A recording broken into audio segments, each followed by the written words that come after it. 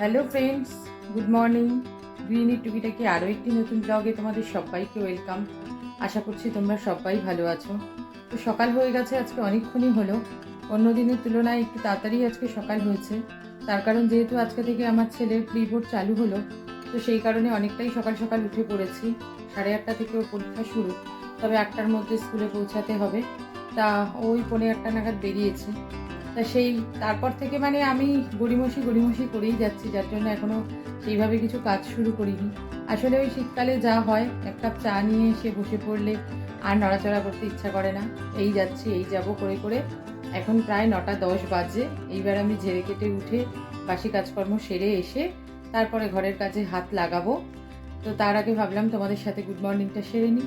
তো চলো তাহলে আমিও আমার ব্লগটা এখান থেকে চালু করছি, আর তোমরাও তাহলে আমার ব্লগটা দেখতে থাকো। আর এই হচ্ছে এই ঘরের খাটটার অবস্থা। এই ঘরের খাটটা প্রথমে গোছাবো, গুছিয়ে তারপরে যাব হচ্ছে ওপরে। আর আমার যেহেতু অভ্যাস যে একটুখানি এই শীতকালে কাঁথা কম্বল খুলে নিয়ে বসা, তো চা নিয়ে এই কাঁথাটা খুলে নিয়ে বসেছিলাম বলে আরোই উঠতে ইচ্ছা করছিল না। তারপরে যখন দেখলাম যে না, প্রায় 9টা বাজতে যাচ্ছে, আর তো না উঠলে নয়।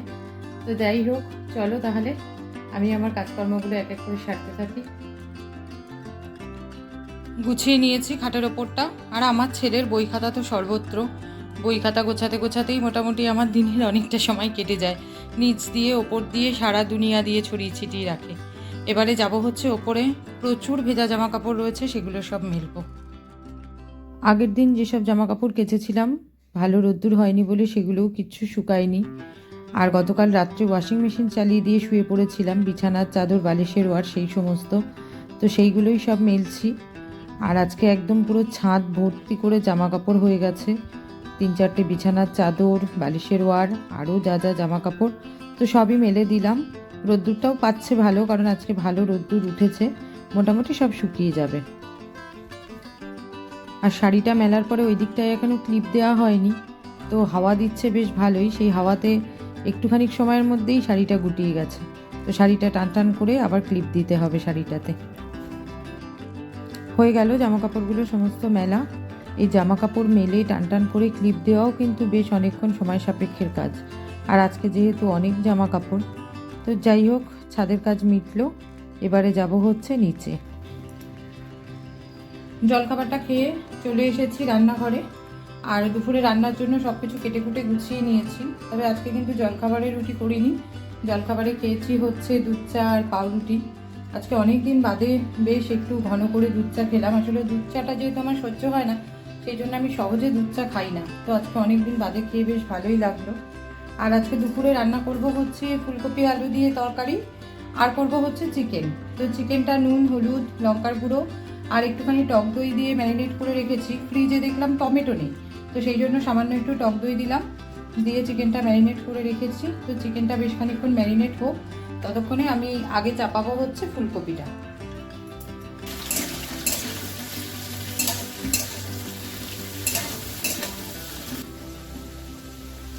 ফুলকপিগুলো সব ভেজে তুলে নিয়েছি। একটু জিরে ফোড়ন দিয়ে আলুগুলো দিয়ে দিয়েছিলাম, আলুগুলোও ভাজা হয়ে গেছে। এবারে দিয়ে দিলাম হচ্ছে মশলার পেস্টটা।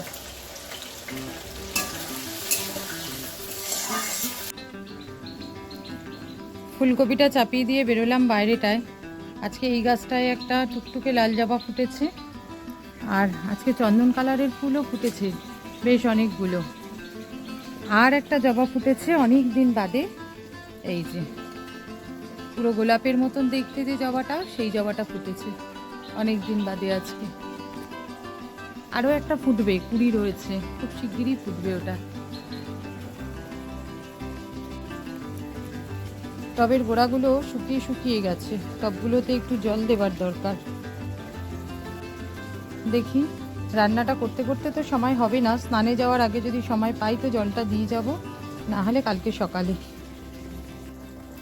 ফুলকপিটা আমার হয়ে গেছে, এবারে একটু ঘি আর গরম মশলা দিয়ে নামিয়ে নেব।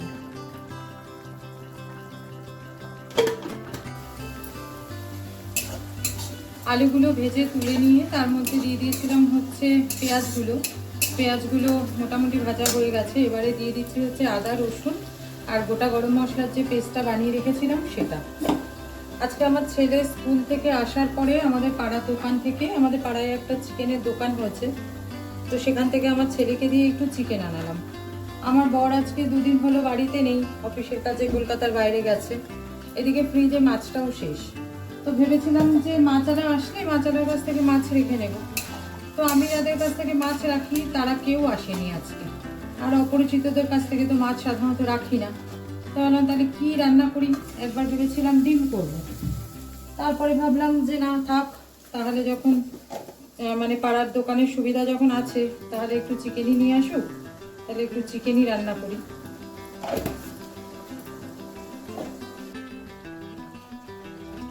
মশলাটা ভালো করে কষানো হয়ে গেছে, এবারে চিকেনগুলো সব দিয়ে দিচ্ছি।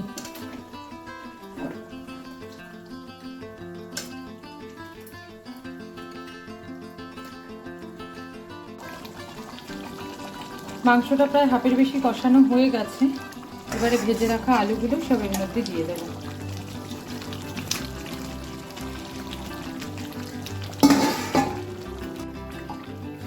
মাংসটা ফুটে উঠেছে, আর একটু ফুটিয়েই নামিয়ে নেব। আর এদিকে ভাতটাও বসিয়ে দিয়েছি। আর আজকে গ্যাস ওভেন আর এই পেছনের দেওয়ালটার যা দুরবস্থা হয়েছে, আজকে ভালো করে ভিমবার দিয়ে স্কচ ব্রাইট দিয়ে পরিষ্কার না করলে আর হবে না। রান্নাটা আমার কমপ্লিট হয়ে গেছে। এই হচ্ছে ফুলকপি আলুর তরকারি, আর এখানে রয়েছে চিকেনটা। ভাতও হয়ে গেছে।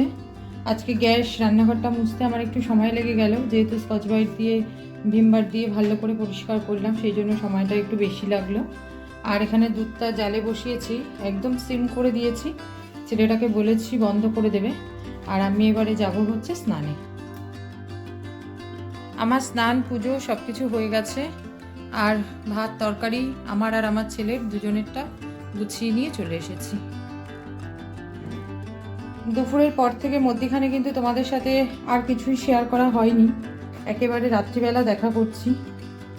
তো ভাত হয়ে গেছে, মাংসটাও এখানে গরম করা হয়ে গেছে, আর ফুলকপিটাও মাইক্রো ওভেনে গরম করা হয়ে গেছে, এবারে খেতে দিয়ে দেব। তো আমার আজকের ব্লগটা আমি এখানেই শেষ করছি। আমার ব্লগটা যদি তোমাদের ভালো লেগে থাকে তো একটা লাইক করে দিও, আর কমেন্ট করে অবশ্যই জানিও আমার ব্লগগুলো তোমাদের দেখতে কেমন লাগছে। যদি ভালো লাগে তো চ্যানেলটাকে অবশ্যই সাবস্ক্রাইব করে নিও। আজকের মতন টাটা, গুড নাইট। তোমাদের সাথে দেখা হবে আবার আরেকটা কোনো নতুন ব্লগে।